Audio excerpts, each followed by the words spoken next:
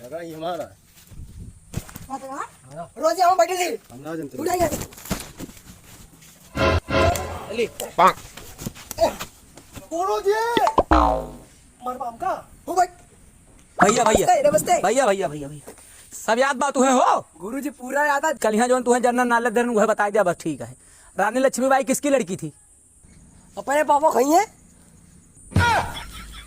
यह दुनिया में सबसे अच्छा घोंसला के हुआ था? पापा परी हम उस पूछा हो गुरुजी। तो उसे पूछी तुम्हें बता दिया। भारत की ऐसी कौन सी महिला है जो प्रथम विश्व युद्ध लड़ी रही? सनी लेओनी।